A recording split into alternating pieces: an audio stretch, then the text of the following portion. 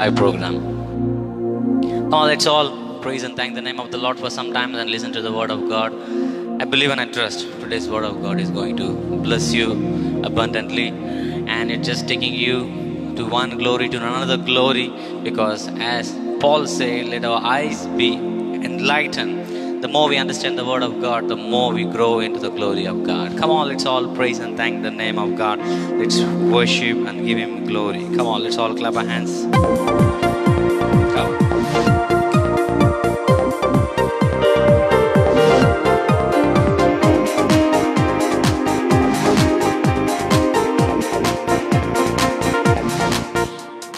वाऱ्यारुडून राखून कोता तोसल्या सुकण्यावरी तू राखताय सोम्या सुंपून कालेल्या दुश्मना फुड्या मोचे आदाराक तू पावताय सोम्या वाऱ्यारुडून राखून कोता तोसल्या सुकण्यावरी तू राखताय सोम्या सुंपून कालेल्या दुश्मना फुड्या मोचे आदाराक तू पावताय Saumya Moje kosle, vai teochina, moje tumbu sochi, pina pauchina.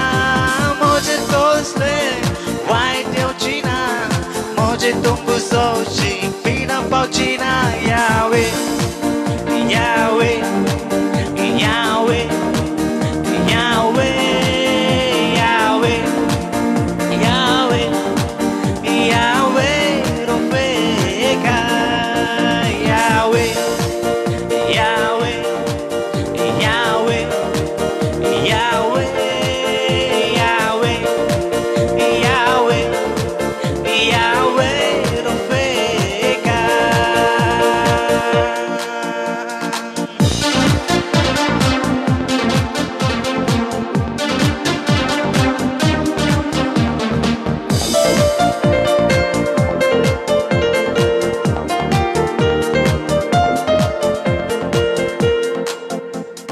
Moje gati tu bolizaloi, moje stan tu engetloi, moje gati tu bolizaloi, moje stan tu Come on, everybody, sing with me.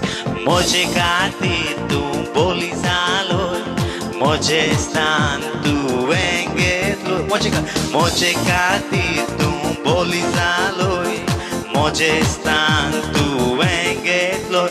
तुझ्या कायावरवी सजना तू आम्हाका पिकोनी दिला तुझ्या कायावरवी सजना तू आम्हाका पिकोनी दिला Yahweh, Yahweh, Yahweh, Yahweh, Yahweh, Rofeka. Yahweh, Rofeka.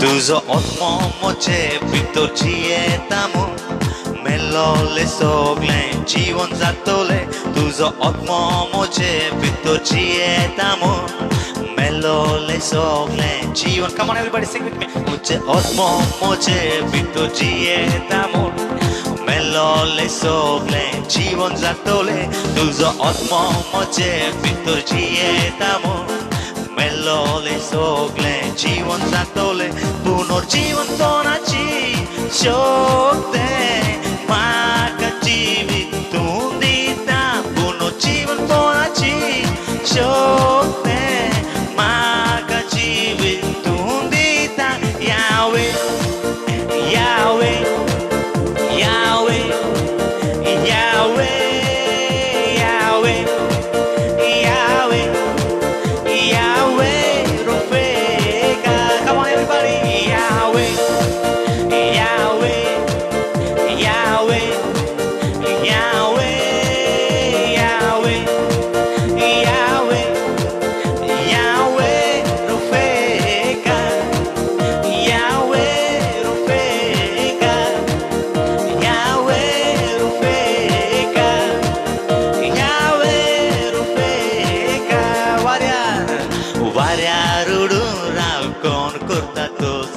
सुकण्यावरी तू राखताय सौम्या सोंपून कायलेल्या दुस्माना फुड्या म्हजे आदाराक तू पावताय सौम्या वाऱ्या रुडूरा कोण करता तसल्या सुकण्यावरी तू राखताय सौम्या सोंपून कायलेल्या दुस्माना फुड्या म्हजे आदाराक तू पावताय सौम्या म्हजेर कसले वायट येवची ना म्हजे तोंब सोशी पिडा पावची ना म्हजेर कसले वायट येवची ना म्हजे तोंब सोशी पिडा पावची ना यावे यावे यावे यावे यावे यावे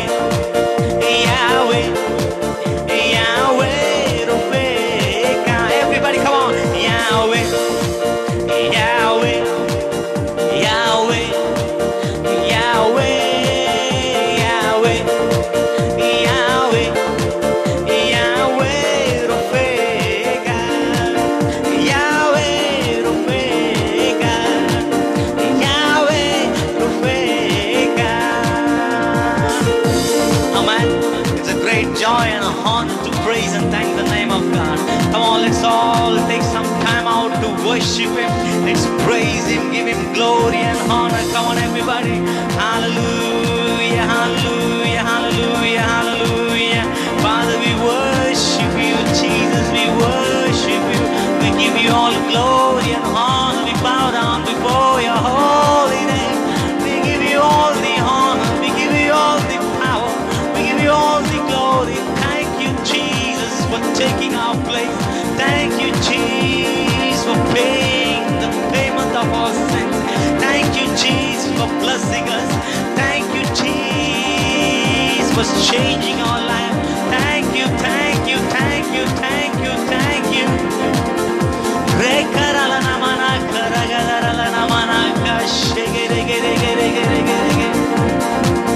Oh, hallelujah. Today in this prayer service, believe and trust. God is going to restore everything that you have lost in your life. Say amen. God is going to restore everything that you have lost in your life. It may be anything that you have lost in your life, the devil has robbed from you. It may be your healing, a blessing, finance, peace, joy and happiness, anything, whatever it may be. I'll promise you in the name of Jesus Christ, God is going to revive the blessing once again back in your life.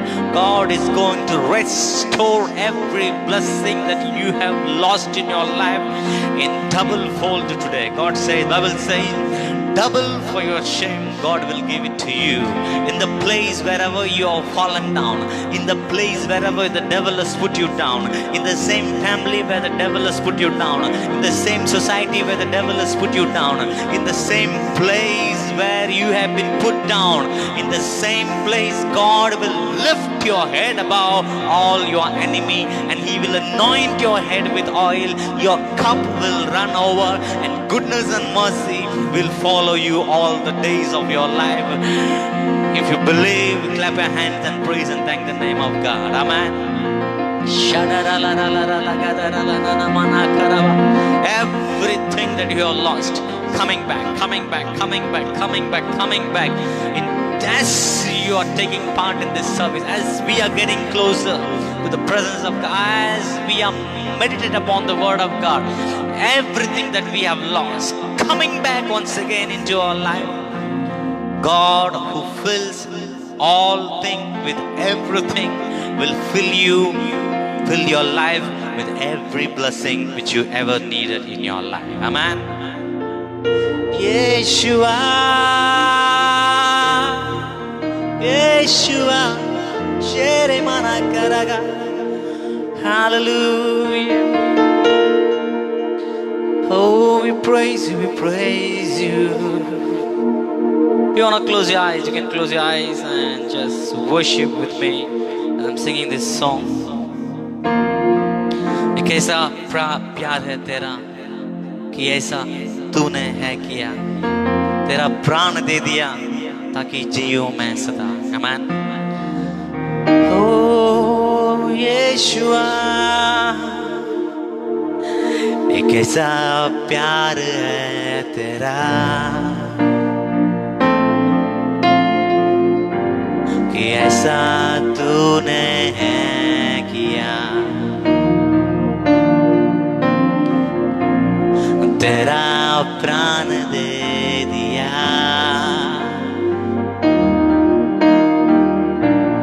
ताकि जियूं मैं सदा। एक ऐसा प्यार है तेरा कि ऐसा तूने है किया। ओ तेरा प्राण दे दिया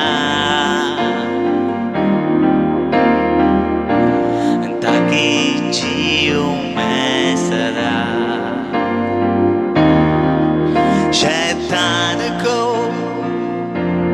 हरा दिया पापों के जड़ से उखाड़ दिया। मुझे घेर लिया नए गीत से अब मैं जी उठा नई शक्ति से।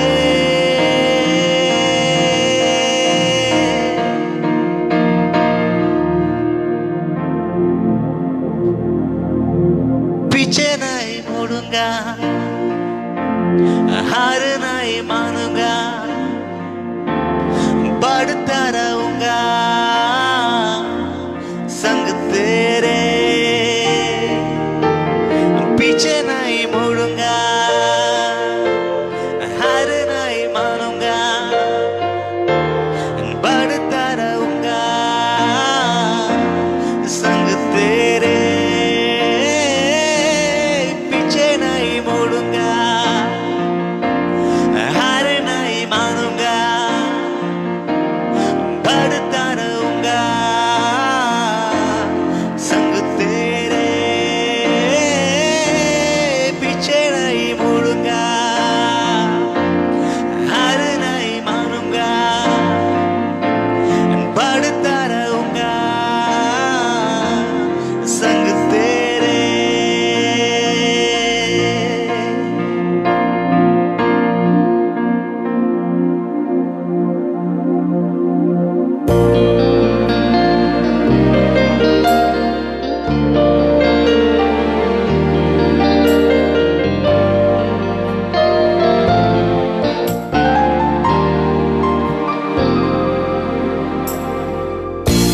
एक ऐसा प्यार है तेरा कि ऐसा तूने है किया। तेरा प्राण दे दिया ताकि जियूं मैं सदा।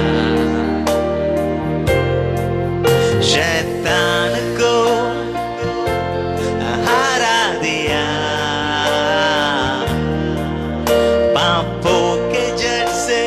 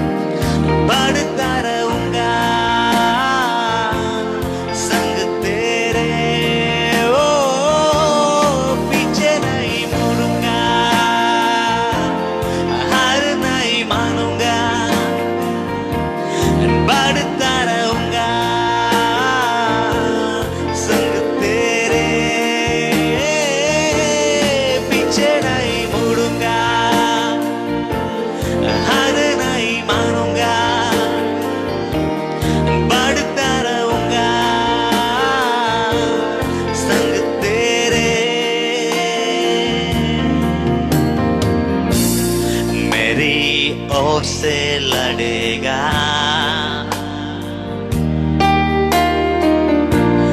कभी हाथ न छोड़ेगा।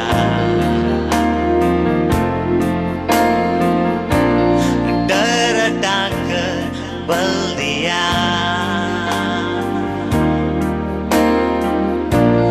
जीत तूने मुझे दिया। मेरी ओर से लड़ेगा, मेरी ओर से लड़ेगा, कभी कभी हाथ न छोड़ेगा।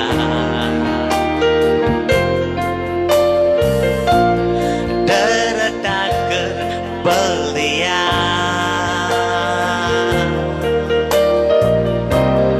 जीत तूने मुझे दिया।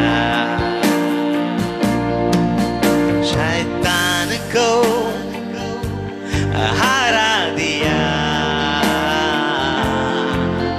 पापों के जड़ से उखाड़ दिया। मुझे घेर लिया नए गीत से, अब मैं जी उठा नई शक्ति से।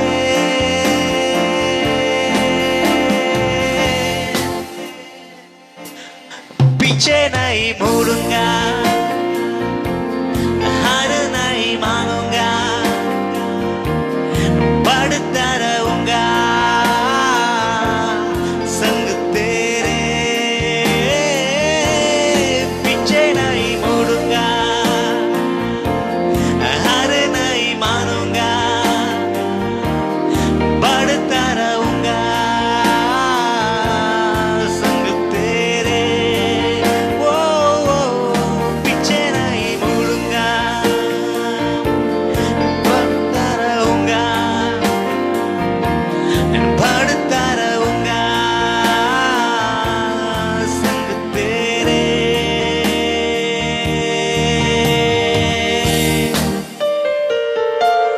कहना ही क्या है,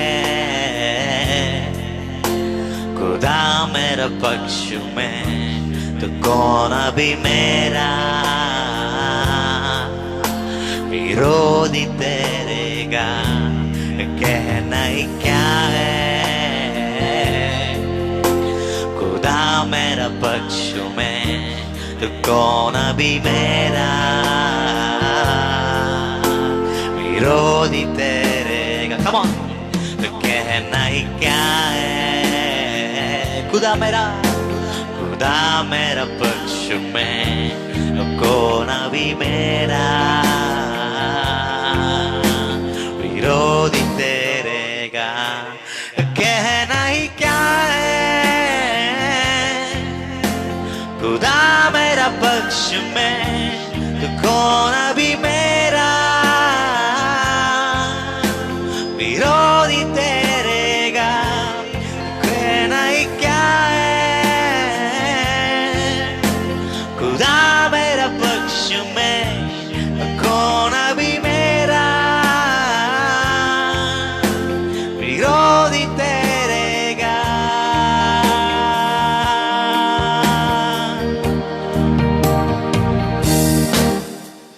Oh, we praise you, Jesus.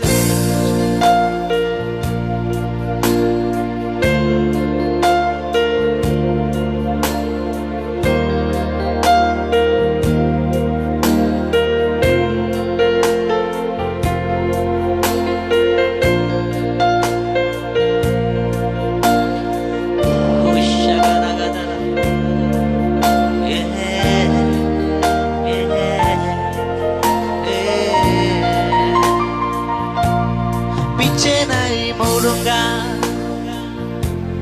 हार नहीं मानूंगा, बढ़ता रहूंगा संग तेरे। पीछे नहीं मुड़ूंगा, हार नहीं मानूंगा, बढ़ता रहूंगा संग तेरे।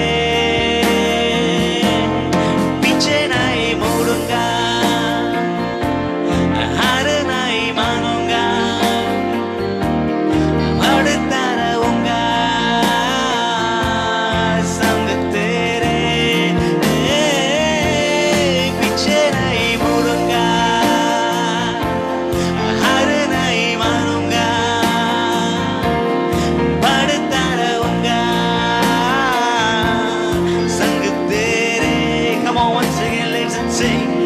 பிச்சனை முடுங்க படுத்தரவுங்க ஹரணை மனுங்க சங்கு தேரே பிச்சனை முடுங்க ஹரணை மனுங்க படுத்தரவுங்க சங்கு தேரே. Can we raise our hands right now and praise and thank the name of God? We are more than a conqueror. We always have victory in Christ Jesus. We will never lose in any area of our life because 2000 years ago Christ has given us complete victory in every area of our life. If we are in Jesus, we have always victory, victory, victory, victory, victory in Jesus' mighty name. Clap your hands and praise and thank the name of God.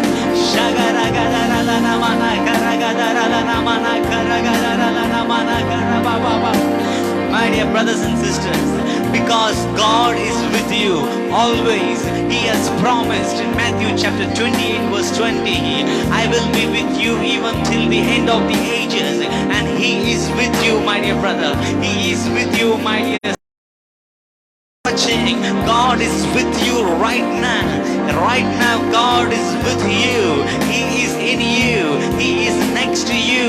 He is in the place wherever you are. He is in the situations wherever you are. He is in the circumstances wherever you are. He is standing next to you in the place of confusion. He is standing next to you in the place of worry. He is standing next to you in the situation of sorrow. Wherever you are, whatever your condition is, He is with you. Bible says when God is with us, no one can be against us. And the Bible also says in Christ we are more than conquerors. We have victory always. I tell you in Jesus' mighty name, because God is with you, because Jesus is with you, you have only one thing in your life. You have only one thing in your life. You believe, say amen with me and receive this promise. If because God is with you, you have only one thing in your life, in every area of your life, that is victory, victory, victory, victory. Come on, receive the victory in the name of Jesus Christ. Victory over sin, victory over Satan, victory over sicknesses, victory over viruses, victory over death, victory over sorrow, victory over pain, victory over agony, victory over every situation. You are more than a conqueror. Come on, receive that anointing of the word of God. Take it in Jesus' mighty name. Be blessed. You have victory all the days of your life because God is with you. Clap your hands and praise and thank the name of God.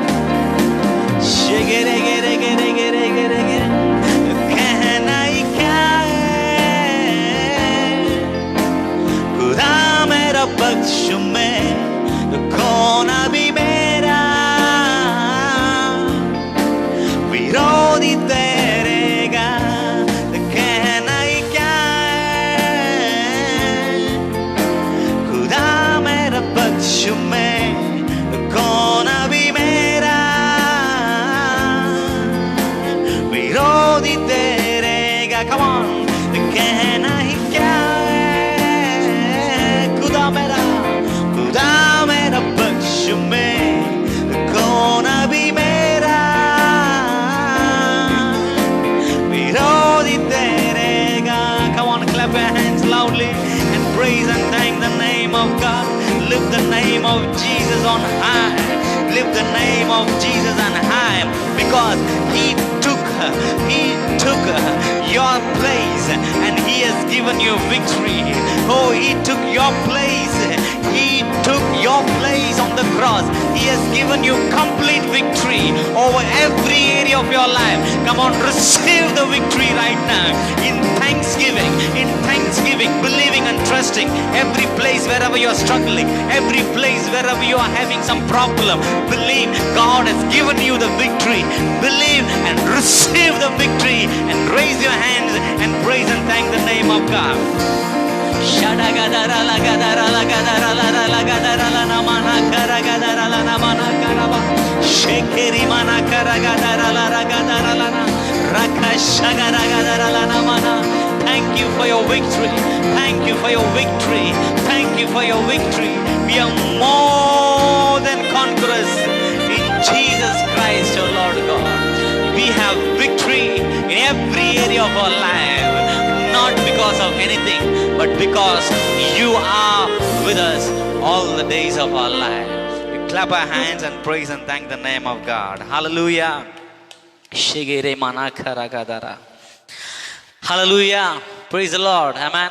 Amen. It's awesome to worship the Lord, awesome to praise and thank the name of God. And get into the presence of God. Amen. Hallelujah. Presence of the Lord is there always with us, but we make ourselves available to the presence of God. Amen. Hallelujah. So today we are going to get into the word of the Lord. Let's close our eyes, make a small prayer. Heavenly Father, thank and praise you for the word of God that we are going to receive it. I pray, Lord, open the eyes of the understanding of your children. Let them understand the depth of your word and the revelation, and let this revelation open their eyes, my Master God, and let them grow in this Christian life more deeper and stronger in union with you. I make this prayer in Jesus' mighty name, our Lord. Amen, amen, amen. Praise the Lord. My dear brothers and sisters, today the topic of our teaching is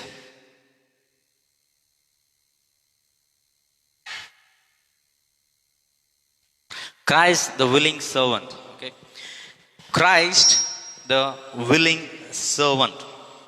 That's the topic of our teaching today. My dear brothers and sisters, this is the continuation of the teaching what I preached last time. Okay, the bride. Okay, church is the bride and Jesus is the bridegroom. We have already got into the covenant of marriage, our marriage, and we are living a life in union with Christ, and He is our husband, we are His wife. Amen. And that's what we discussed last time. And in that only, I'm going to teach you, and we are going to discuss about another revelation which is there in this same passage. The teaching of the name is, you can call it the bride part 2, but I'll name it the Christ the willing servant, because that's a subtitle in it. Praise the Lord. Okay, so my dear brothers and sisters, let's go to the Exodus chapter 21, verse 2 onwards. Let's read a story here. Okay, then we'll come to the teaching. Okay, Exodus chapter 21, verse 12 says like this: If you buy a Hebrew servant, he shall serve 6 years, and in the 7th year he shall go out free and paying nothing. If he comes in by himself, he shall go out by himself. If he comes in married, then his wife shall go out with him. If his master has given him a wife, and she has borne him sons and daughters, and wife and her children shall be her master's, and he shall go out by himself. But if the servant plainly says, I love my master, my wife, and my children, I will not go out free, then his master shall bring him to a judge's. Shall he also bring him to the door or to the doorpost? His master shall pierce his ear with an awl, and he shall serve him forever. Amen. Praise the Lord. My dear brothers and sisters, in the Jewish law, God has given them so many law. Okay, and in the law, in Exodus chapter 21, verse 2 onwards, there is a law. If you buy a Hebrew servant, okay, if you buy a Hebrew servant, he will serve you for 6 years. Okay, when the 7th year begins, you must release the servant. You should not keep him on the 7th year. Praise the Lord. So if he has come to you alone, he has to go alone. If he came to serve you with his wife, when he became your servant, he came with his wife, he has to go with his wife. But if he came to serve you, but when he was serving you, you have given him a wife. Okay, you have given him a wife. when he was serving you, just because he's faithful, you have given him a girl to get married, and they were living with you, and they had a children and all those things. That when the time of his redemption comes, when the time for him to go, he has to go alone. He cannot take his wife and children. That's the law of God. Amen.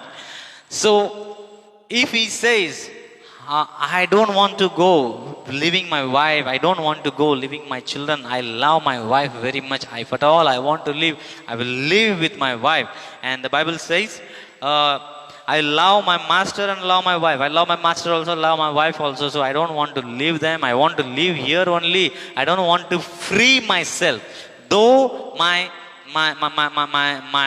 freedom has come, the time for my redemption is, I'm in a slavery right now. I'm a servant. Time has come for me to free myself.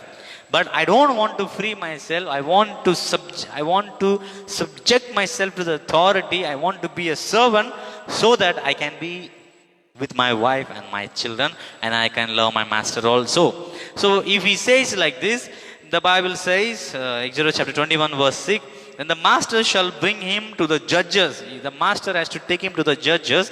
The judges also bring him, he shall also bring him to the door. So they will take that servant to the door or to the door post, and his master shall pierce his ear with an awl. Now what is this awl? Awl is a kind of a sharp tool, okay? Sharp tool where they use to stitch something or to poke something and all those things, okay? For an example, you must have seen the cobbler, okay? He's having a sharp tool. Through that he uses to stitch the shoes and all those things. It's a kind of that, okay? Even if you see carpenters, we have the sharp tool just to make a hole, okay? So the sharp tool they will take, and they will keep his ears to the doorpost, and the master should pierce his ears through and through to the door, okay? Then they will remove it, so that mark will remain.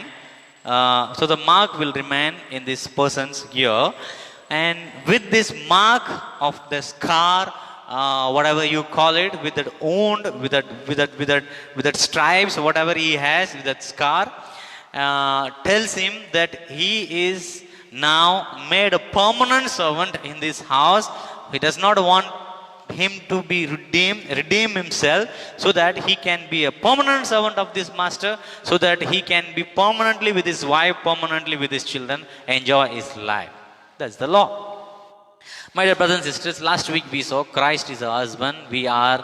Christ is our husband. We are his wife. Okay, what does this symbolizes, my dear brothers and sisters? Christ as a husband became a slave for you and for me. Okay, let's go to Philippians chapter 2 verse 6. Here it speaks about how Christ came down. The Bible says, Philippians chapter 2 verse 6, okay? Who being in the form of God did not consider it robbery to be equal with God. Jesus is equal to God. Amen. So he did not consider that position as a robbery to be in an equal with God, okay? But Ephesians 2:6, I'll read it in the Amplified Classic Bible. Who although being essentially one with God and in form of God, possessing the fullness of the attributes which makes God God, did not think this equality with God was a thing to be eagerly grasped or retained. He was equal with God, but he was not considering about that. Philippians chapter 2:7 says, but stripped himself of all privileges and rightful dignity, so as to assume the guise of a servant and slave, that he became like men and was born a human being. Amen. My dear brothers and sisters, to understand this, I will take you to another word of God. The Bible says in uh, Genesis chapter 2, verse 24. Therefore, man shall leave his father and mother and shall become united and cleave to his wife, and they shall become one flesh. Amen. Bible says, man shall leave his father and mother, and he shall become united and cleave to his wife, and they shall become one flesh. Man, what's the order of a family? A man shall leave his father and mother and get himself united with his wife, and they will no more be two, but they will be one flesh. And that's the word of God which speaks in Genesis chapter 2, verse 24, I believe, and it is Adam has told this. Amen. Now, same word of God, what's the meaning of it? Does it speaks about a man and does it speaks about a normal man and a normal wife? Yes, it speaks about normal wife and normal wife also. But it's prophetically, Adam has prophetically spoken about Christ Jesus and the church. Amen. Where it is written, Ephesians chapter 5, verse 31, it's written, it's repeated, for this reason, man shall leave his father and his mother, shall be joined to his wife, and two shall become one flesh. Ephesians, Paul repeats that same word of God, and he gives a meaning in Ephesians chapter 5, verse 32. It says, this mystery is very great. What I'm speaking to you about husband and wife, husband will leave his father and mother and will live in unity with his wife, and they shall be one flesh. And this is a great mystery. Amen. He speaks, it's a great mystery. We got to understand what this mystery is all about. He say, this is very great mystery. Ephesians 5:32, this is very great mystery, but I speak concerning the relation of Christ and the church. Amen. He speaks, I'm speaking about husband and wife, but here, this passage, I'm taking this passage, and this passage is speaking about Christ and the church. Though it is speaking about normal husband and wife, this is prophetically spoken about Christ and the church. Amen. Christ is our husband, and he is our bridegroom. And we church, and we are, who are the church? Those who believe, put it together, all those who believe, and they are his wife. You and I who believe in Jesus, we are the wife of Jesus Christ. Amen. Hallelujah. So husband and wife relation in the Bible, it's symbolizing the relationship that is there in between Christ and the church. Christ and we personally, check, you can take church, Global Church also as his wife. You can take that word of God to your personally. Personally, I am a wife of Jesus Christ. Last week I have told you, when you believe in yourself that you are personally you are a wife of Jesus Christ. Ephesians chapter 5 verse 22 onwards, you see there are so many blessings. Husband, you have to take care of the way you take care of your body, you have to take care of your wife, you have to nourish. Husband will nourish their wife, cherish their wife, and they have to take care of them, they have to protect them. There are so many blessings which husband have to give it to a wife. It all speaks, though it is telling about husband and wife, but it is prophetically speaking about Christ will take care of his wife. And when I am his wife, and we are those who believe in Christ and they are his wife, he will nourish us, he will cherish us, he will take care of us. We are the Bible says, husband, the way you love your own body, you have to love your wife. The way Jesus loves his body, the same way he will love you and me. The way he will protect his body, provide for his body, take care of his body, and the way he will nourish and cherish his body, the same way he will protect us and cherish us and guide us, because we are just not a normal person, but I am a wife of Jesus Christ. We are a wife of Jesus Christ. And that's what we saw last week. Praise the Lord. But the word of God says here, man shall leave his father and mother and shall be joined to his wife. Amen. First, man was living with his father and the mother. Amen. But when the covenant of wedding take place, now the person now is separated from their father and mother, and he is getting united with his wife in a totally different manner. Now Bible says, now once you have got married, you are no more two, you are one flesh. Amen. What God has joined, no man can separate. When you cannot be separated anymore. Amen. You are one flesh. Amen. So this word of God, when this word of God speaks about Jesus Christ, what happened to Jesus? When did he got separated from his father? How did he got separated from his father? How did he got united to us? That's what we are going to see today. You understood? Man separated from his father and mother and united himself with a wife, and they are no more two, they are one. How? Let's go to Ephesians chapter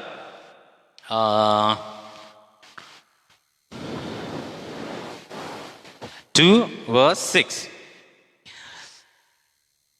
Who, although being essentially one with God and in the form of God, who, now see, God, Jesus was with God. Amen.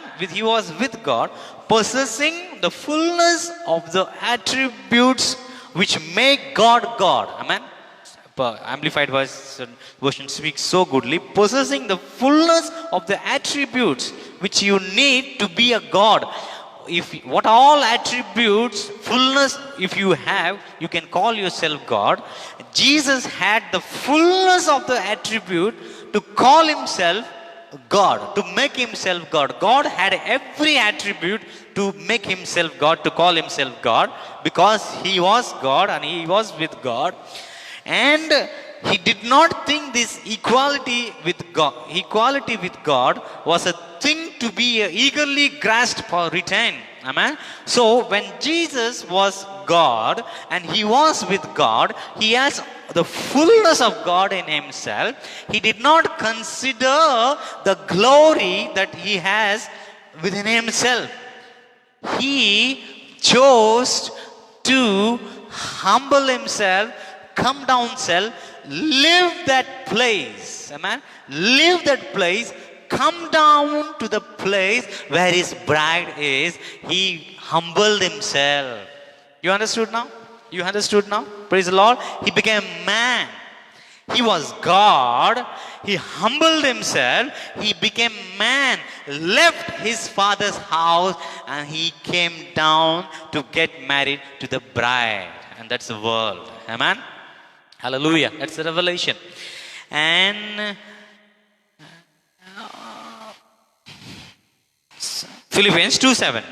But stripped himself all the privileges and rightful dignity. What Jesus did, Philippians 2:7, Amplified Classic Bible, he stripped himself of all the privileges, rightful dignity.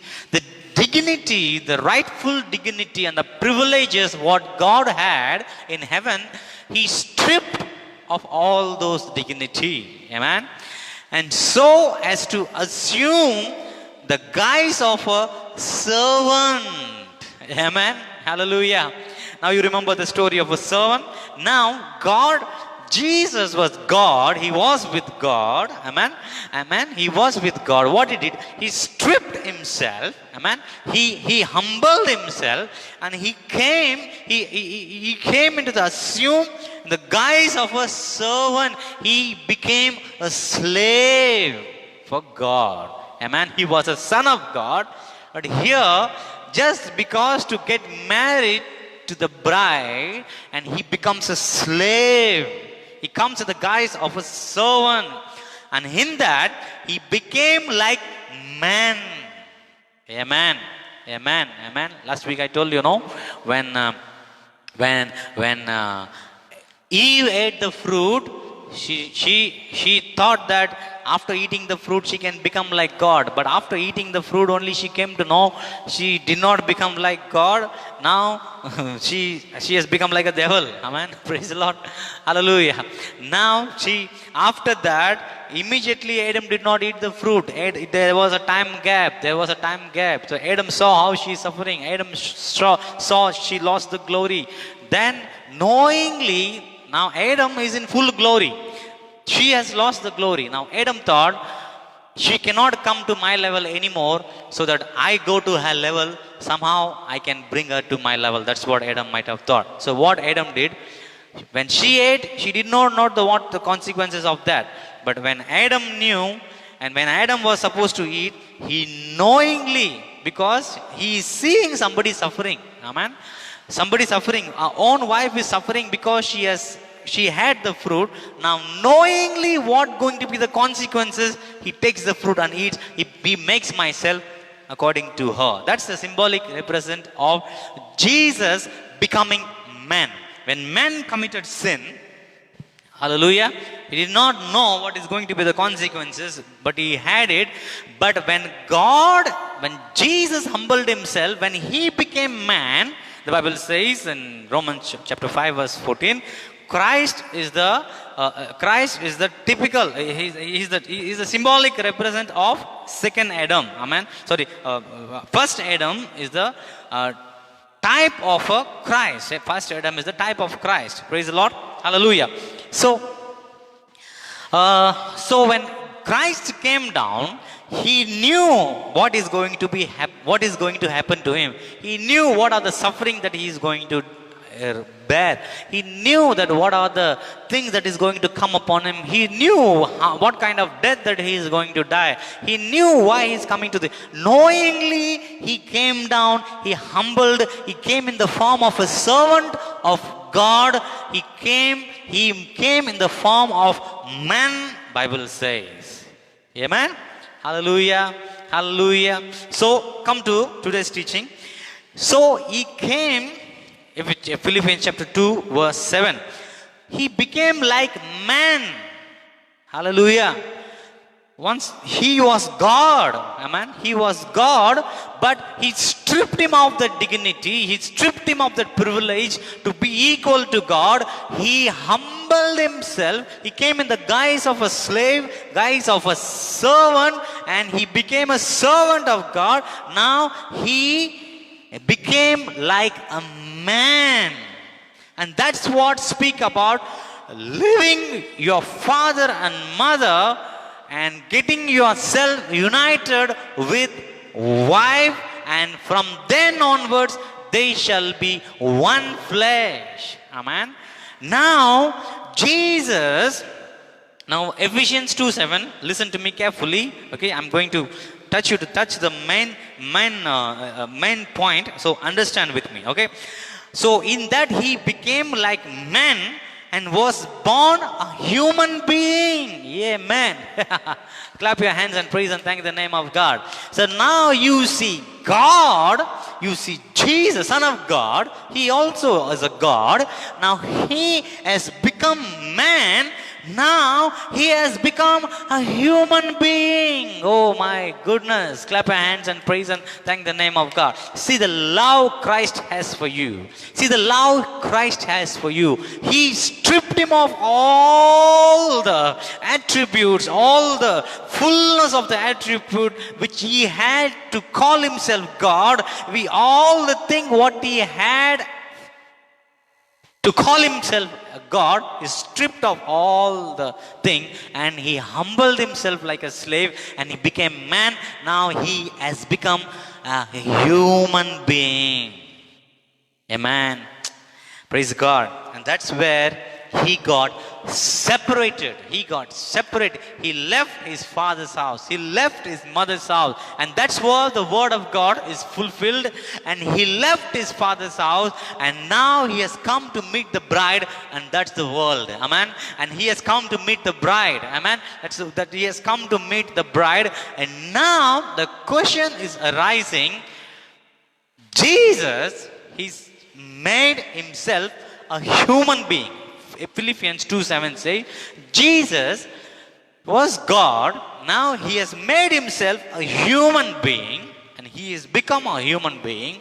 Amen. Hallelujah. He is full of God, full of man. You know that. But in this angle I'm speaking. He is full of God. I understand that. But he has come in the form of a human being.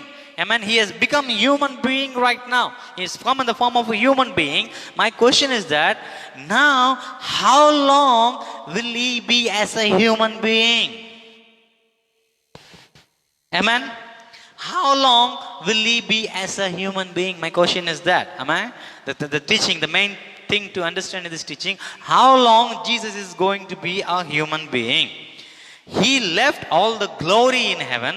Verse 6, he says, verse 7, Philippians 2:7, he stripped himself all the privileges and rightful dignity as to assume the guise of a servant slave, in that he became like man and he was born as a human being.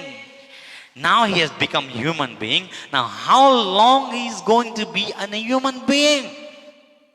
How long he is going to be a human being? Till he could complete the salvation plan. Once the salvation plan is complete, once the salvation is given on the cross to the entire mankind through his death and resurrection, and after that, again he is going to go back to his original position where he was once upon a time invisible in the spirit form, God. Is he going to get back to the Father once again, that he is going to be with the Father once again? Or is he going to be with his bride forever and ever as an husband in the humanity, in the form of a human being? What is going to happen? Amen. You understand my question? Now God has humbled himself as a human being. Now Jesus has humbled himself as a human being to come down to the earth, to get married to the bride, and that's the church, those who believe in him, and they are signing in that agreement of a wedding, and they live a marriage life. Now once the marriage is done, once they got married to him, now tell me, now God has taken this human form. Once the marriage is done, once everything is done, will he live this marriage covenant? He say, I have come to only to save you. Now this covenant is, now I have saved you. Now let me leave you the way you were before. No, the way, now I have brought you from one glory to another glory. You be in this glory. Now let me go back to my Father and let me get myself united to him, and I'm going to be with my Father forever and ever, the way I was, and I'm going to be like that. And was that God is going to say, or Jesus is saying, no, I have left my Father and I have become a human being, and I have come down to get married to my bride and get married to my wife. Now I have got married to my wife. Now I have left the glory which my Father had given me. I have come down to be with my wife. Now this word of God is fulfilling in Jesus' life, where the man will leave his father's house and mother's house, and father's and mother's house, and he will get himself united with his wife, and they shall be one flesh. And that word of God, the Jesus who took the human form 2000 years ago, before he did not have a human form, though the incarnation was there, people have seen Jesus Christ, but he did not come into that form of a human. 2000 years ago, he came into that form of a human. Now, after death and resurrection, though he has a glorified body, he is still representing you and me as a human in heaven. He has not stripped that form of a human being. He is not stripped, though he is in a glory form, but he is not stripped of the human being form. He is a glorified human being in the form of, he's in the glorified human being form, and he prefers to be with the church as one flesh. Amen. That's why you see Father is sitting, Ephesians 2:6, if you see, Ephesians 2:6, raised him up, and he is seated at the right hand of the Father, and when Jesus is there, in Jesus, we all are there. Here you see, we and Jesus together, and Jesus sitting next to the Father. You understand that? Jesus is sitting next to the Father. Sorry, Jesus is sitting next to the Father. You see, they are two. Though they are one, okay, they are in that, and I understand that. But see, listen to the, understand the teaching. Amen.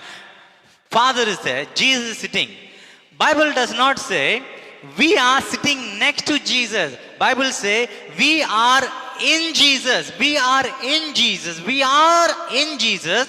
No one can separate you from Jesus because you are no more two, you are one with Jesus. The Bible says we are in Jesus. So we and Jesus together are sitting at the right hand of the Father in heaven. Amen.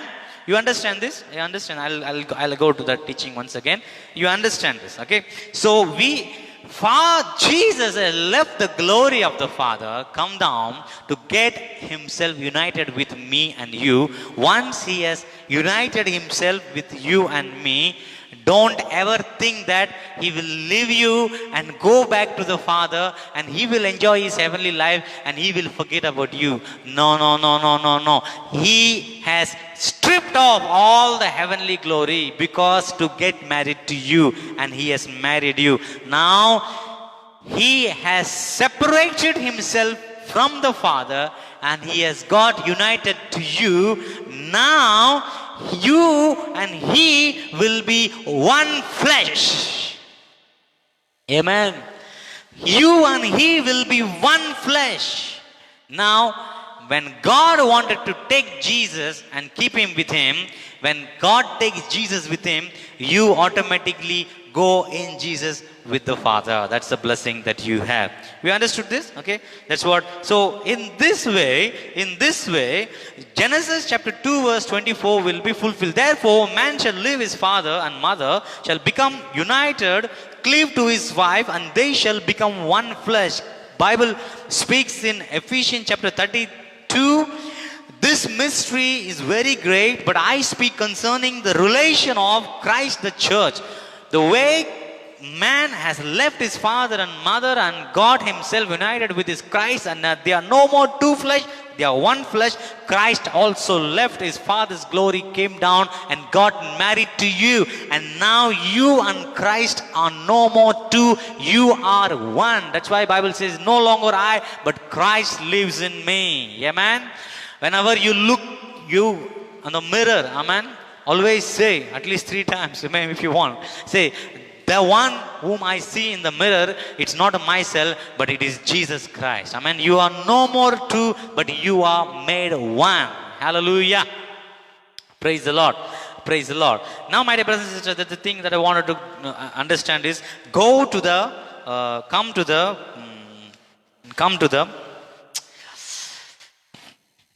teaching, okay? Exodus chapter 21 verse 6. There, a Hebrew servant, when you buy a Hebrew servant, he will come, I told you, no? When he comes there, if he has come alone, when the 6 years he will serve you, 7th year, he is free to go. I mean, you cannot catch him and keep him anymore, though you have paid the money and bought him. So he has come alone, let him go alone. If he has come with his wife, let him go. But if a master has given him wife, he has to, when he goes away, if he wants to go, he has to go alone. If he says, no, I love my master, I love my wife, and I love my children, I wanted to be with him, he has to go to a master and tell him, and I love you, I love my wife, I want to be here. And the master will take him to the judges, and the master will take a awl, and which is a sharp nail, that is a sharp tool, and they will pierce his ear to the doorpost, and he will have the scars of the rest of his life, just the scars to tell him that he became a permanent servant because of the love of his wife. He had a chance to free himself. He got a chance to free himself legally, but he said, I have a chance, but what is the life without my wife? So let me live for my wife. And he sacrificed his freedom. He humbled himself as a servant as long as he lives, just to enjoy his life with his wife and his children. Amen. What is the meaning in this? I mean, now you must have, some people must have understood. The Hebrew servant is nobody, Jesus Christ. Philippians 2 verse 7 we saw, Jesus stripped him of all the thing that he can have himself to call a God. He stripped him of all the dignity, humbled himself, came in the guise of a servant. Praise the Lord. Came in the guise of a servant. He became servant. He is a perfect Hebrew servant. Say, perfect Hebrew servant. Jesus is the perfect Hebrew. He was not a servant. He humbled himself as a servant to the Father God. Amen.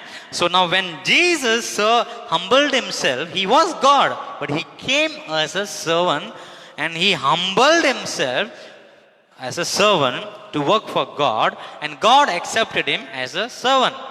Now, my dear brothers and sisters, when Jesus became a servant of Father, he did not come with his wife. Amen. He came alone, single. Praise the Lord.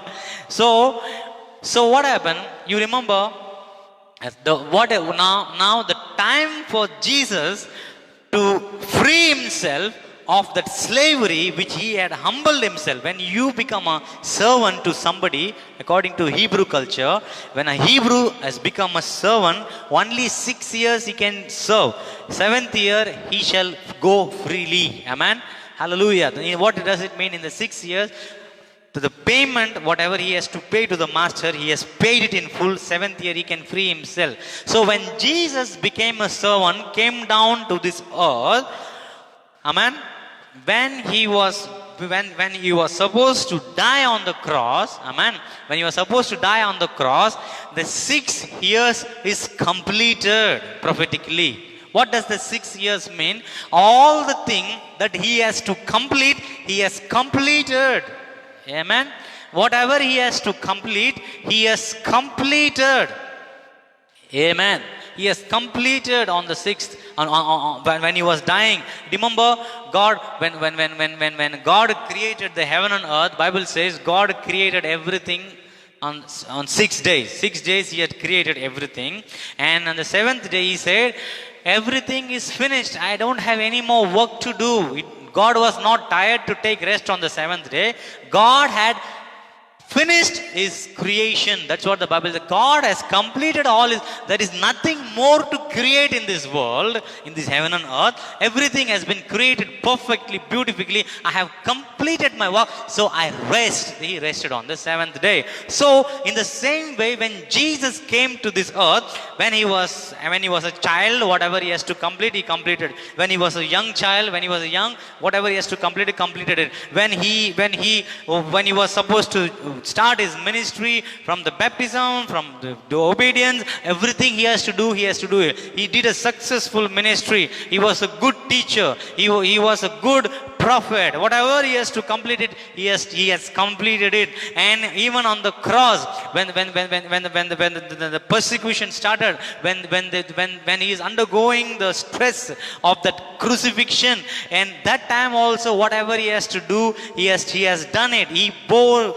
everybody's sin, everybody's sickness, sorrow, pain and agony, paid the full payment of it. Isaiah 53 verse 4 and 5. Isaiah 53 was fulfilled in him. He was pierced for our transgression, bruised for our iniquity. The chastisement of our peace was poured out upon him.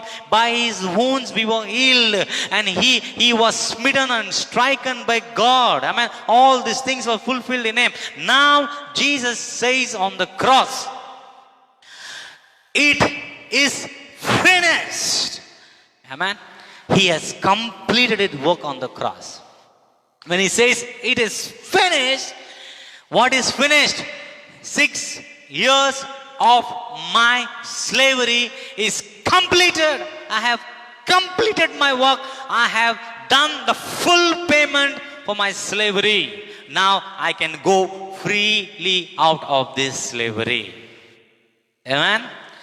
He says now now once he has completed that 6 years, amen, which is symbolically saying 6 years speaks the work which you have to complete in full payment. You have work for your full payment has to be completed in 6 years. So the purpose of Jesus becoming a slave is fully met. The payment is fully done. Payment for your sin, payment for the sin of the world, payment for the sickness of the world, payment for the poverty of the world, payment for any problem in this world has fully paid to redeem the bride. Whatever payment is needed, he has fully paid. When he paid that, on that 6th year when it is completing, he says, it is finished. I have done it. Now Jesus could freely live this human form and go back and be the way he was as an invisible God. In the form of God, he can go back and live in the form of God once again. Amen. But Jesus did not do that. Jesus did not give up on this humanity that he took. Amen. Jesus did not give up on this human form that he took, because Bible says when he came, he became a human form to get married to a church. Now, once you got married to a church, you became one. You left your father's house and you are one with wife. And that's what symbolically speaks. When Jesus came as a servant, he did not have wife. So when Jesus came to serve his father, father gave wife to Jesus, and that is this world. Amen. That is this world. Amen. But that is this world. God has given this world as a wife to him. Amen. All those who accept for the invitation of this wedding and they believe, Jesus has signed to marry everybody on this world. Amen. For Jesus wanted to get married to this world because Father has given this world as an inheritance. Amen. Amen. The world, God has given it to Jesus. Jesus also said, okay, I marry every one of you. But those who get married to him, by believing in him, they get married to. Those who get married to, those who believe in Jesus, they get married to Jesus. Those who are not believing in Jesus, they have an invitation, and Jesus has already accepted them as a wife, but it is not, they don't want to live a married life with Jesus. Simply that. Amen. So let's come to the point. Now, because when Jesus came as a servant, he came alone. He did not come with his wife. When Jesus came to serve Father gave this world as his wife. Now, when the time for Jesus, Jesus has completed this work, when you remember when Jesus says, when the bride is, when the apostles, when the disciples of John ask Jesus, when they ask him, why do your apostles, why does your disciples not fasting and praying? The disciples of John, they are fasting and praying. He say, when the bridegroom is with them, why they will fast? Amen. When the bridegroom is with them, so what does he speak? He is the bridegroom and we are his bride. And when Jesus came into this world and we got married to him, amen.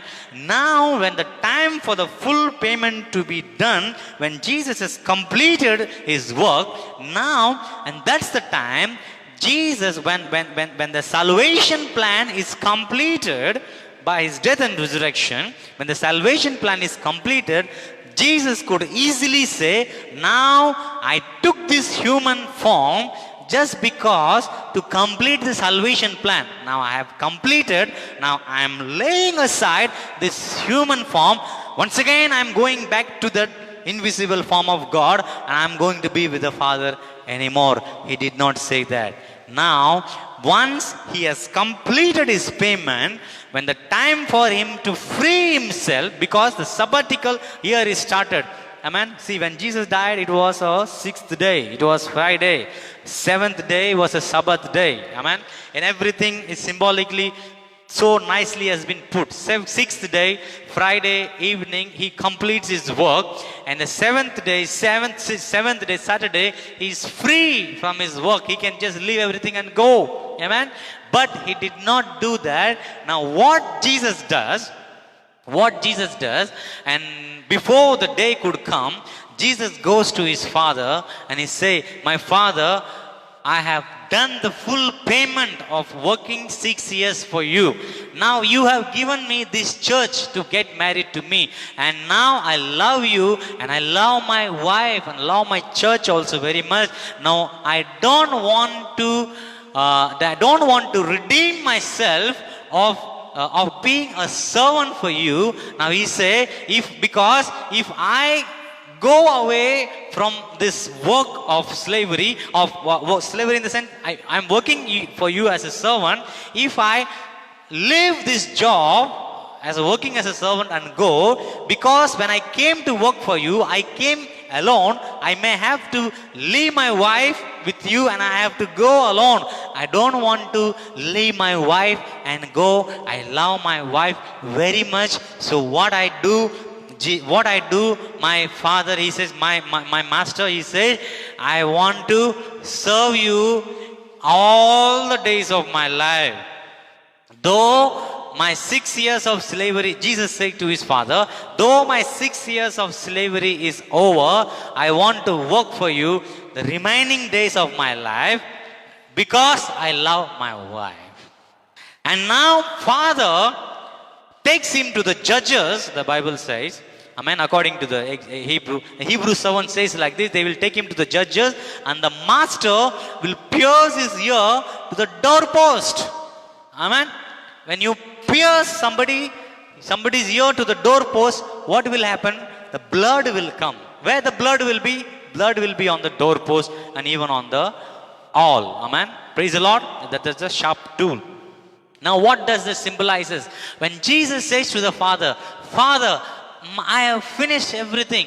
I have completed everything. But one thing I want to tell you, I don't want to leave my wife and I want to once again come into that invisible form of God. I want to be a human forever and ever. I want to be this human form forever and ever to represent them in heaven. Amen. To represent them in heaven. I want to be in this form to get united themselves. So he say, I will serve you for the rest of my life as a servant. He humbles himself. Amen. Amen.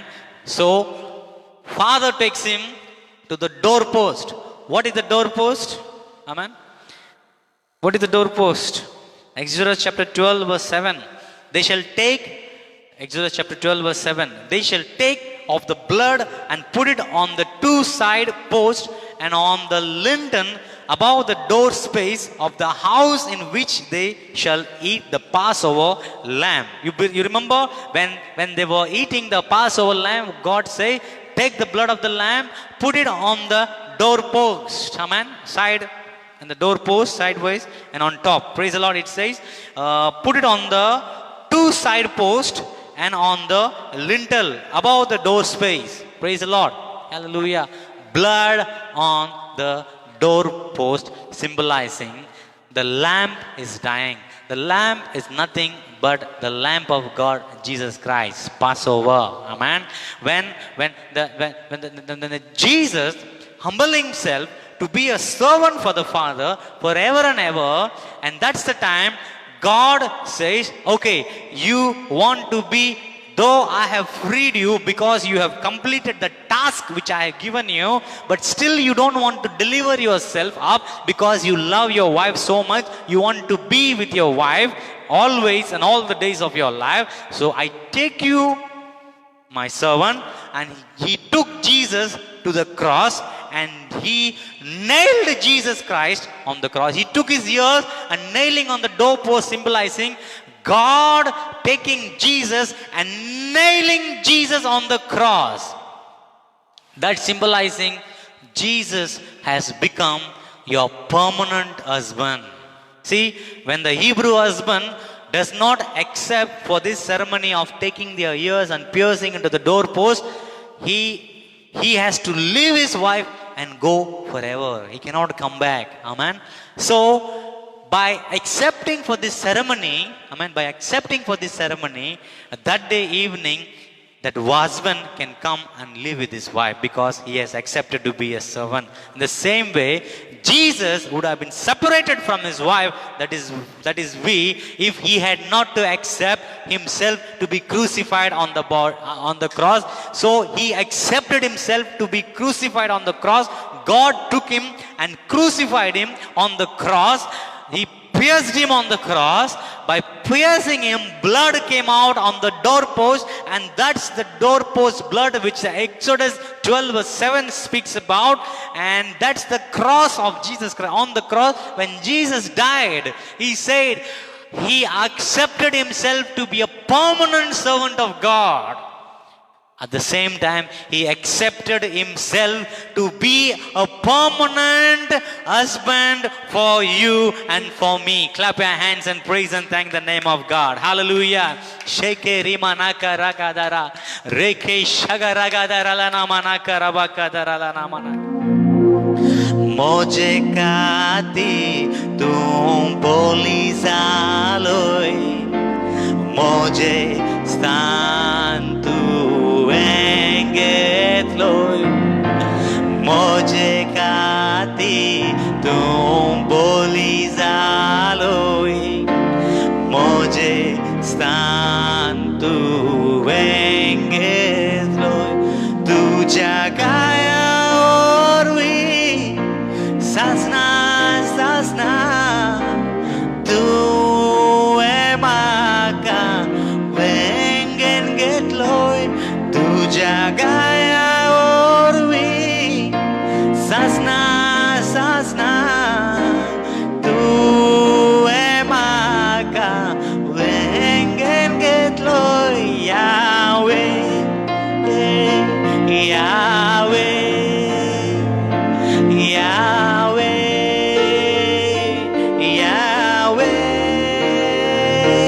Yahweh,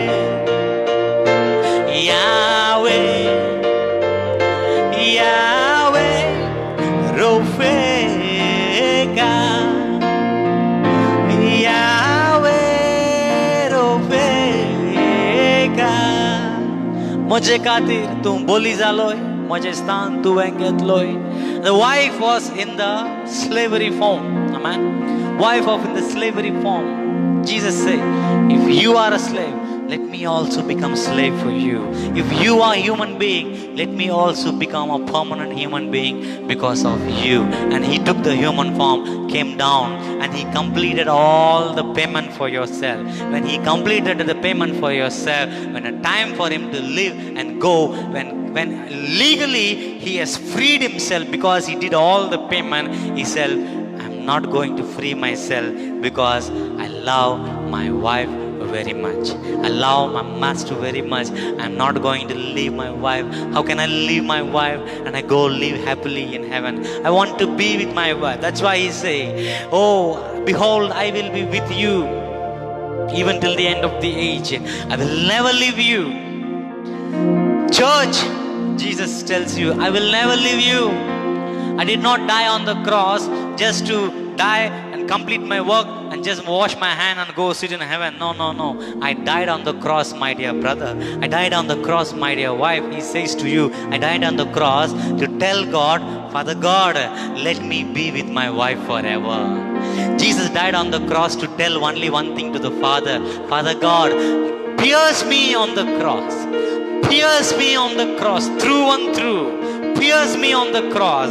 Let me be with my wife forever and ever. In this cross, the word of God from Genesis chapter 2 is fulfilled, where it says, therefore man shall leave his father and his mother shall become united and cleave to his wife, and they shall become one flesh. Clap your hands and praise and thank the name of God. Amen. Jesus left his father and came and died on the cross and told the Father, let me be a permanent servant for you, Father, because I want to be with my wife forever. Amen.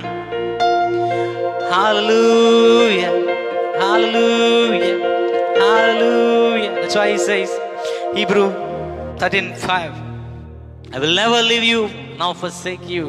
Remember, Jesus is not a temporary God. Jesus is not a tourist God. Amen. Jesus is living with you permanently. He is with you right now. And He has not left you alone on this earth. He is with you and you are in Him in heaven. Amen. You are seated in Him in heaven and He will never leave you. He will not forsake you. Amen. Hallelujah. Praise you, praise you, praise you, praise you, praise you. That's why, my dear brothers and sisters, you remember when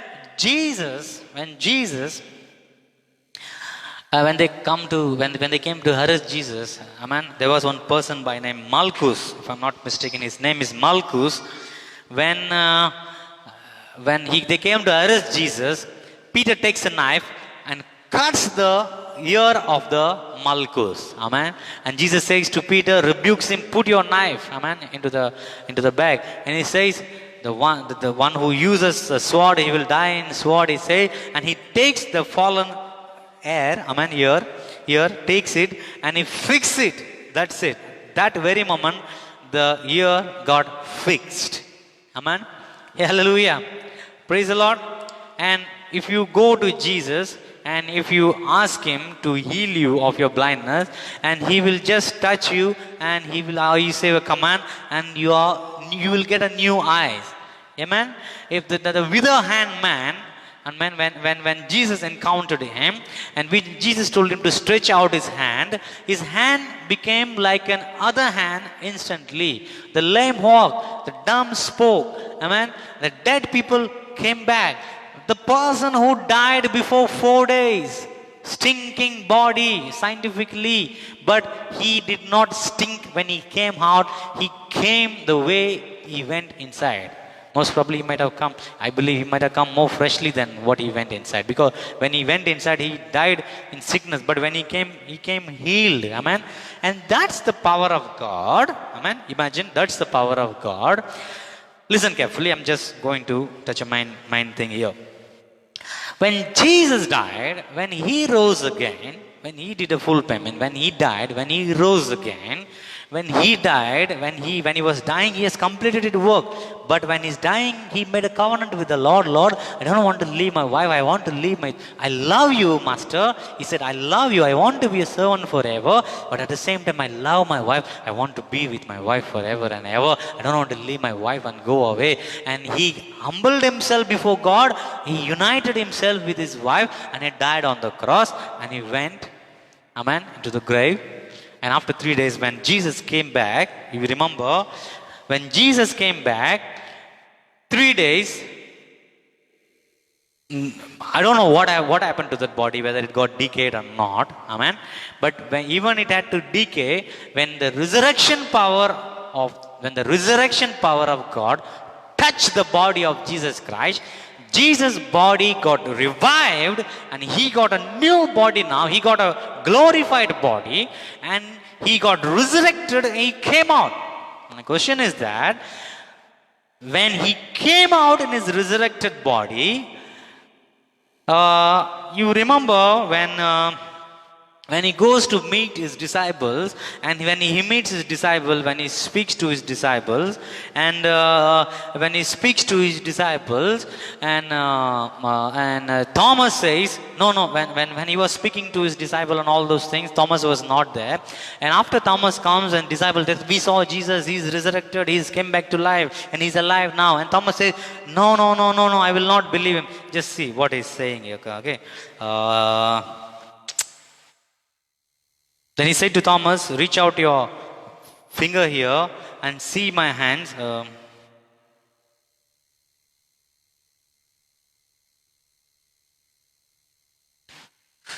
John 20:26. Okay, I'll just read it for you. Okay.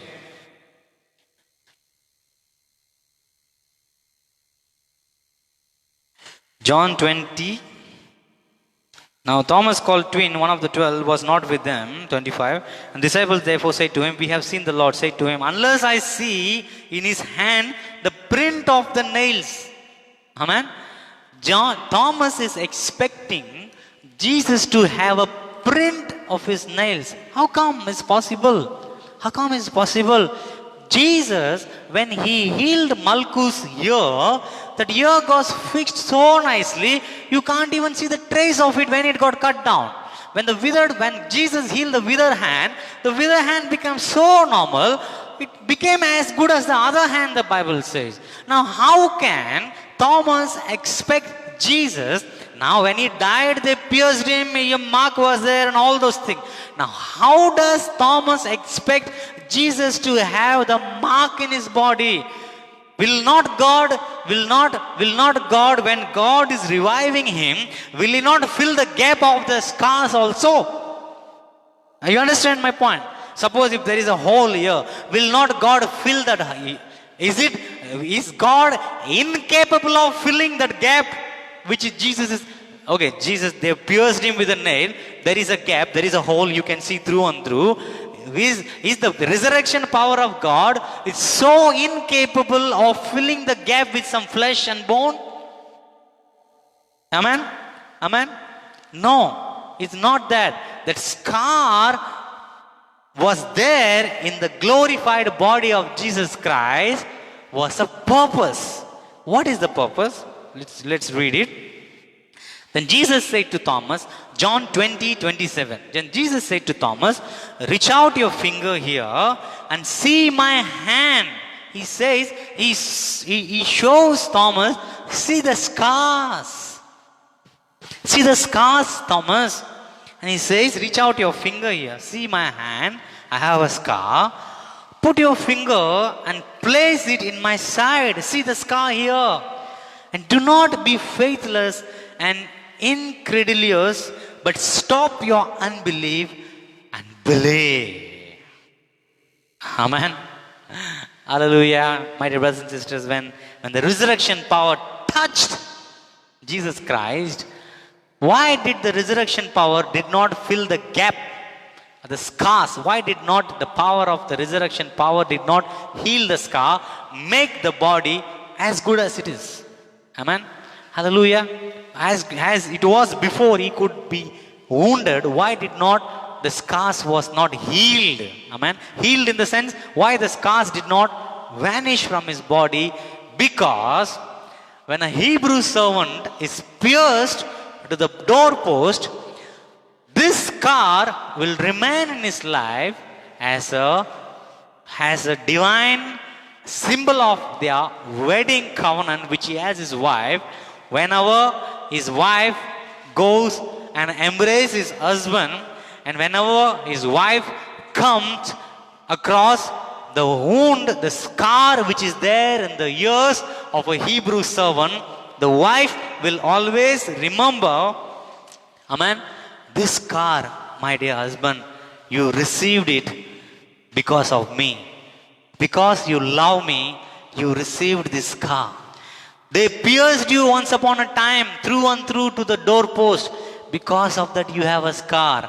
Actually, they released you from your slavery system, but you did not want to release yourself because the love that you have for me.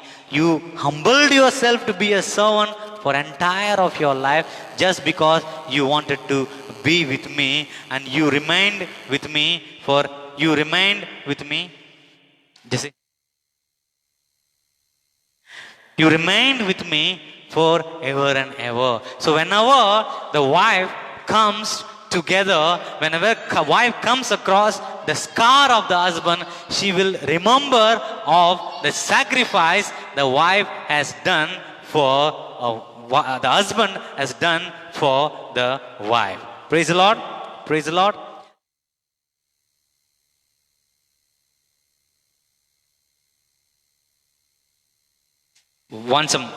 Excuse me. Sorry for the disturbance. Praise the Lord. Our children are touching the camera. Praise the Lord. Hallelujah. The same way, my dear brothers and sisters, you understood. Imagine and the husband is sitting on the chair.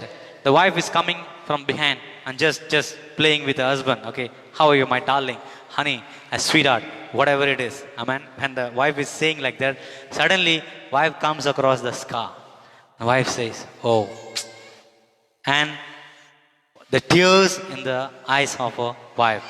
"My husband, this scar, you took it because of me."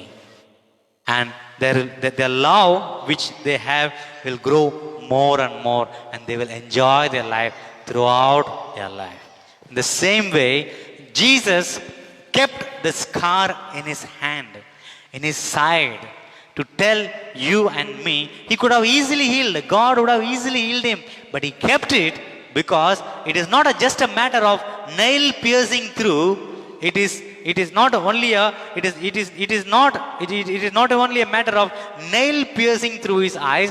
It's a matter of he has made a covenant with God.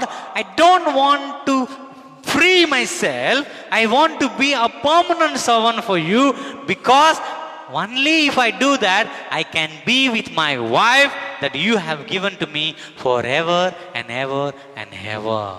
Amen. That's why the Bible says in Revelation, "Worthy is the Lamb who was slain for myself." Amen. When you and I see my Jesus with his scar in his hand right now, that scar tells you he took it to humble himself, to be a servant to God forever and ever. At the same time, by being a servant, he can be your permanent husband forever and ever, and he wants to live with you forever and ever. By doing this, word of God will be fulfilled from Genesis chapter 2, verse 24. "Therefore, man shall leave his father and mother and shall become united and cleave to his wife, and they shall become one." The wounds of Jesus Christ, scars of Jesus Christ tells you and me, now Jesus has not left you and gone to be an invisible God once again. He has, by receiving the scar in his hand, he say, "I don't want to leave my wife anymore alone.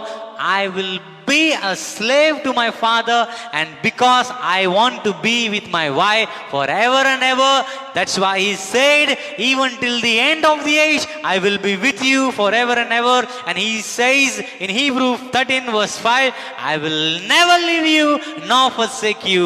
Clap your hand and praise and thank the name of God.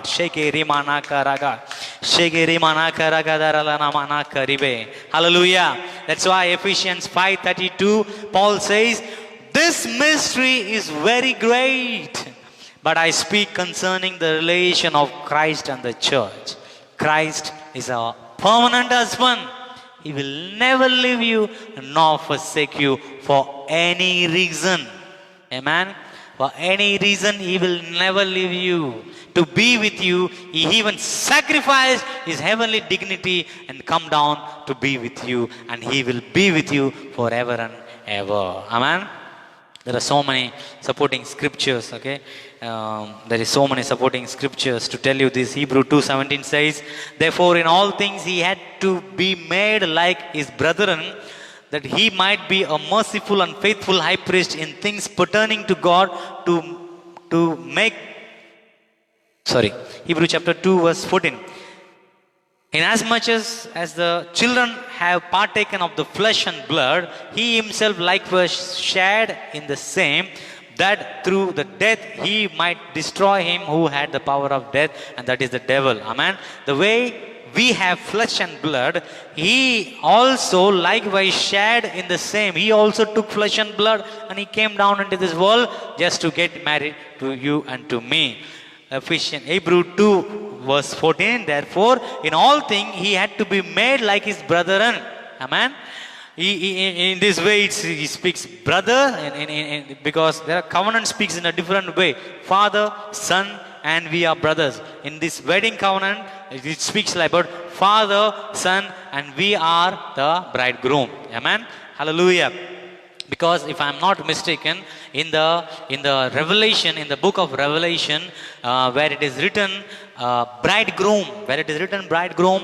That day I was reading, I did not bring a notes, but I'll tell you where it is mentioned bridegroom in the Greek. If you see the literal word, the literal meaning of that word is that a daughter-in-law. Amen.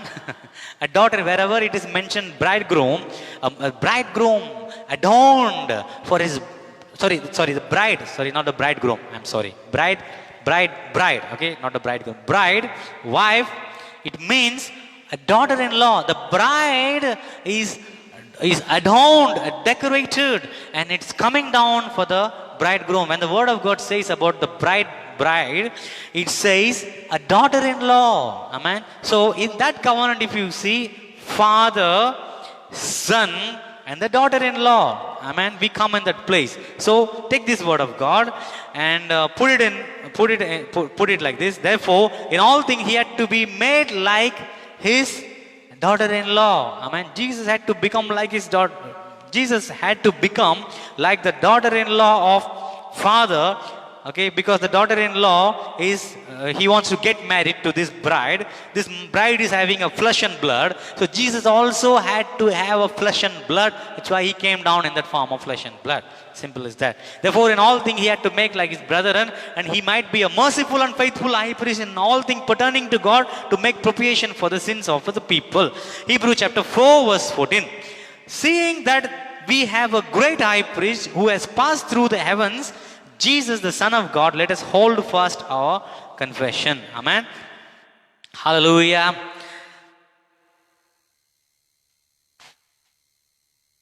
Okay, now Hebrews chapter 5 verse 1. The heavenly high priest is taken from among men, is appointed for men in things pertaining to God, that he may offer both gifts and sacrifice for sins. Now, Bible says, Jesus, now you may be saying, brother, where you say Jesus is gone? And he said, the way I am going, the same way I am come, Jesus is gone, brother. He is not there with us. Amen. He is not gone alone. He has taken you and me already with him, and we are not in this world, we are already in heaven. Bible says, Ephesians chapter 2 verse 6, we are in Jesus, sitting next to God in the heavenly realms. He has never left you and me. We are in Jesus, and he is in us. We are in him. Wherever Jesus is, we are in him. Wherever we are, there is Jesus. If Jesus is in heaven, you are in heaven. If you are in this world, Jesus is this world. Simple as that. And now Bible says, when Jesus gone to heaven, and Hebrew 4:14 says, seeing that we have a great high priest who has passed through the heavens. Amen. When Jesus passed through the heaven, when seated on the right hand side of God, Jesus did not go alone.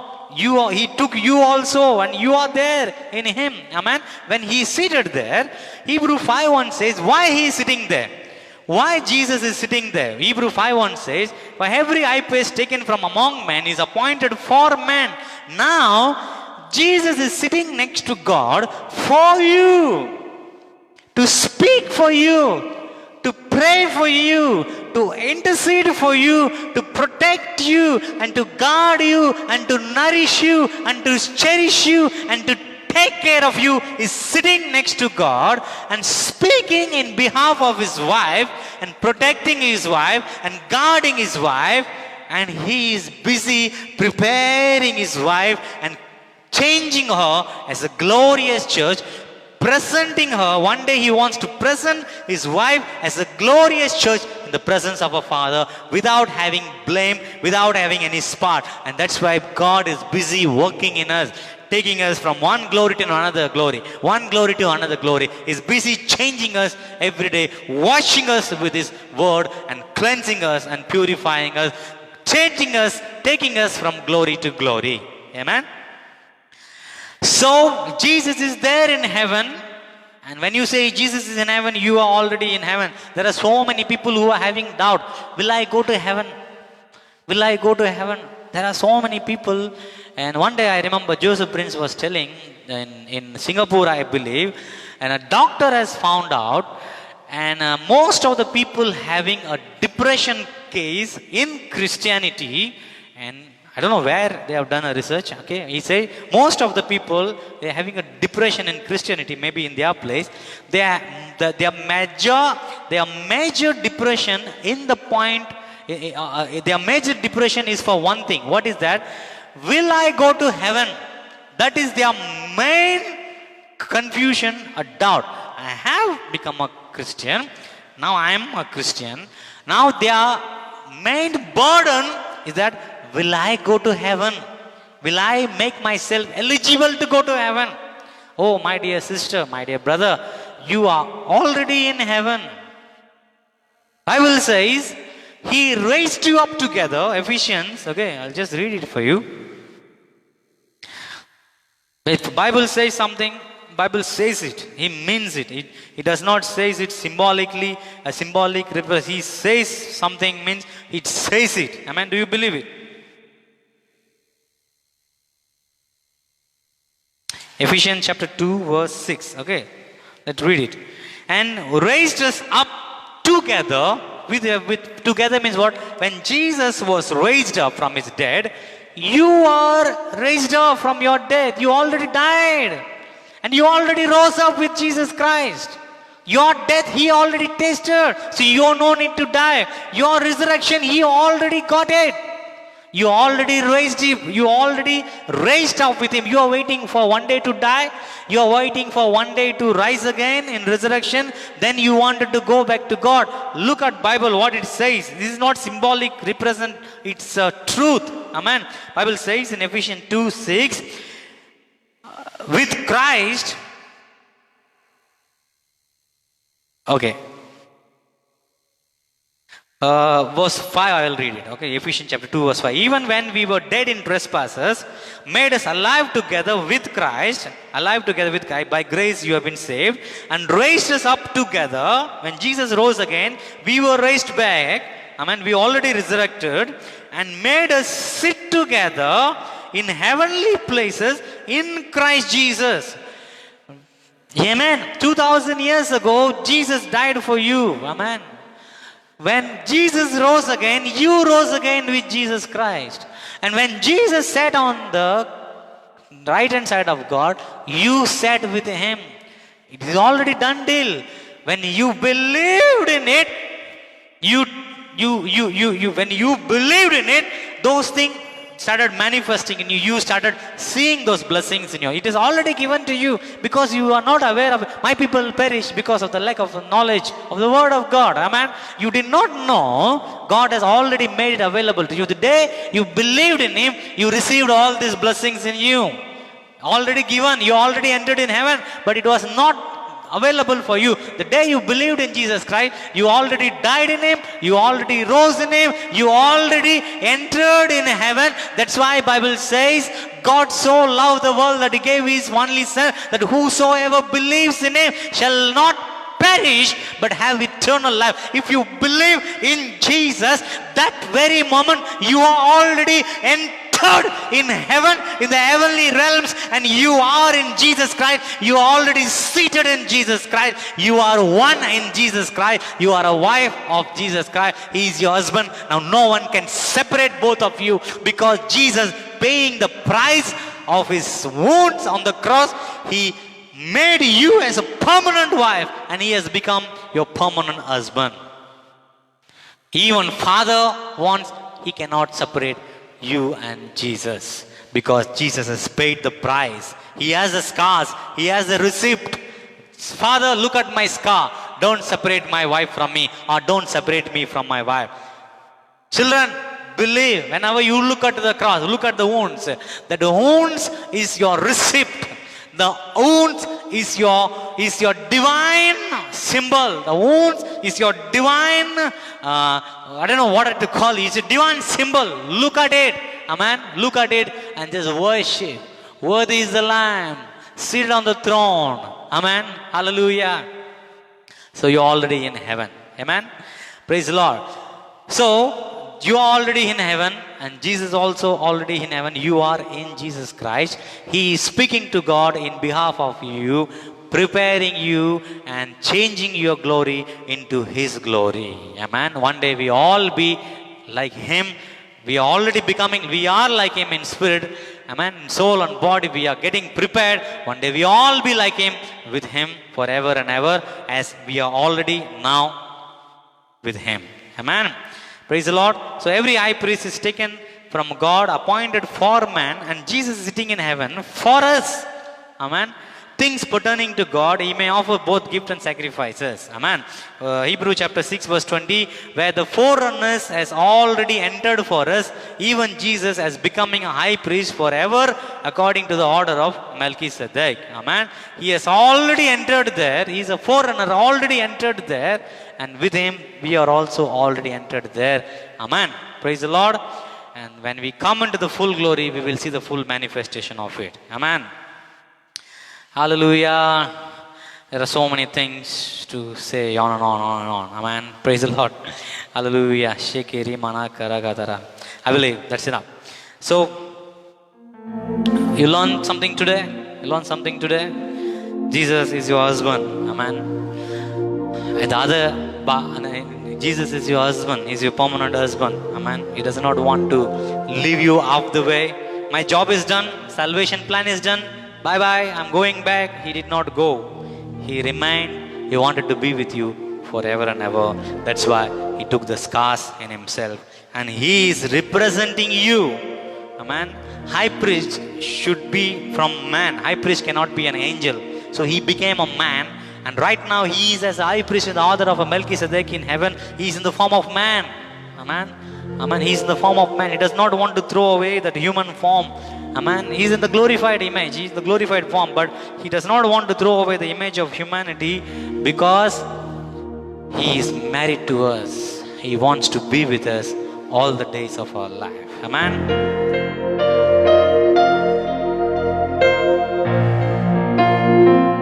Close your eyes, my dear brothers and sisters. Close your eyes as I'm singing this song. Let's worship and thank the name of God.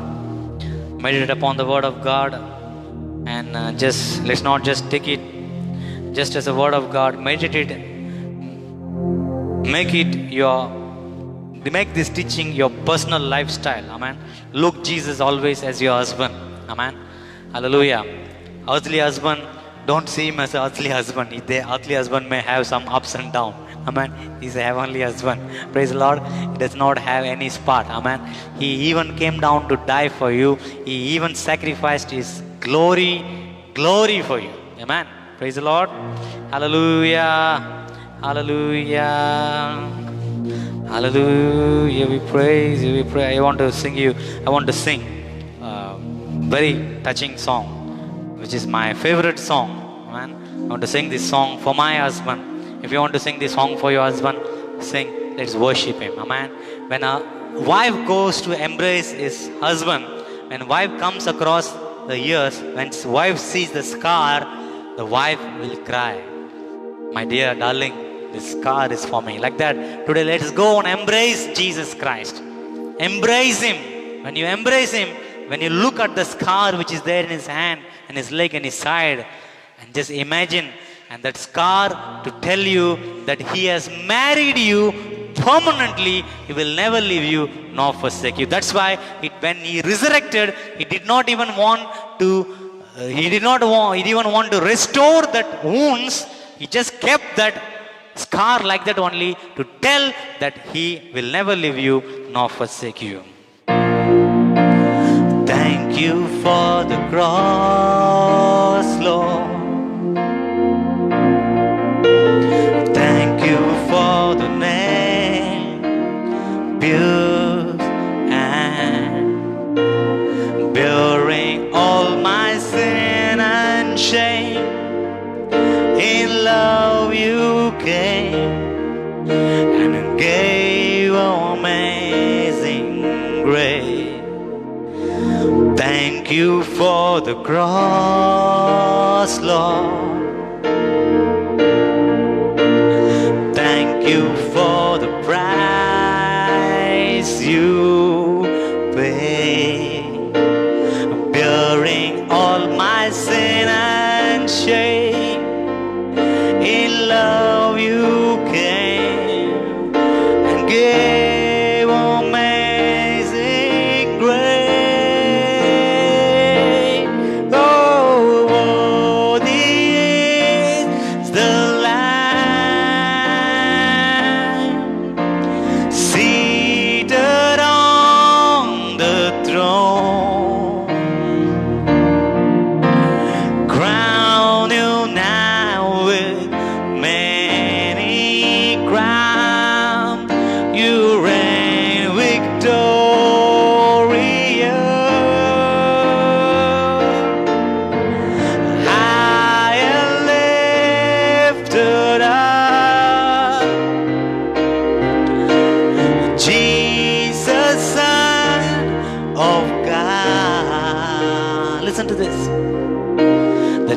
darling of heaven, crucified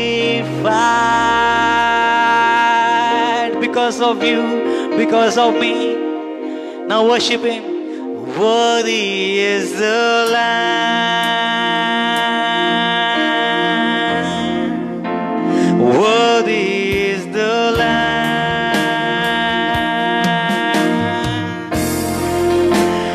Worthy is the Lamb. Come on, look at the Lamb of God. Worship Him. Oh, worthy is the. I can see healing taking place right now. God is healing His body. Jesus is healing His wife. He has paid the price for you, my dear. You are His wife. He has made Himself to be your permanent husband. He wanted to be permanently with you. Because of that, He took the nail on the cross. How will He allow you to be in sickness?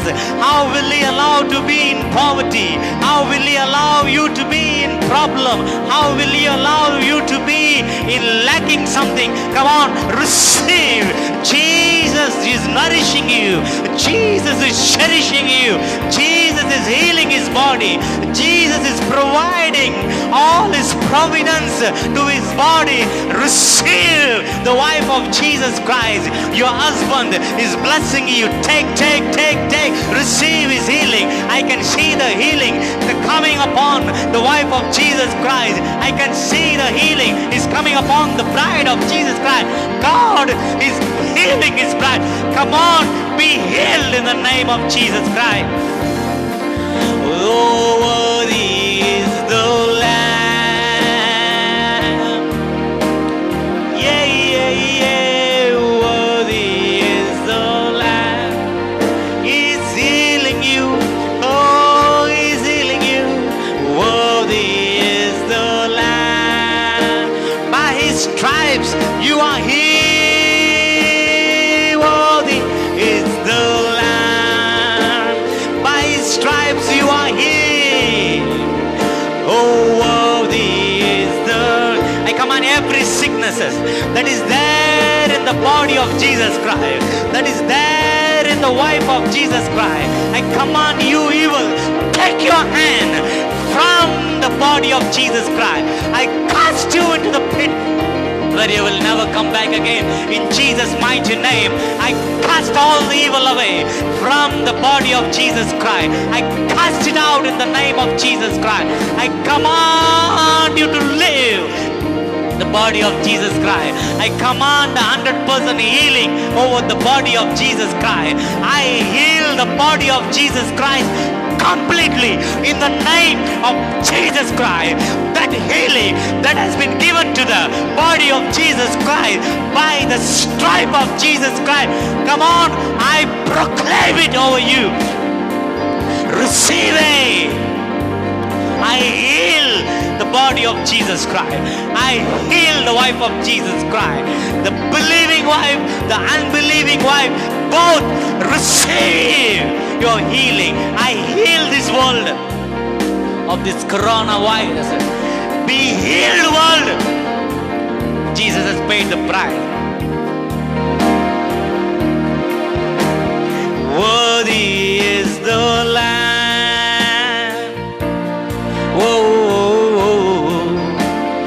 Worthy is the Lamb.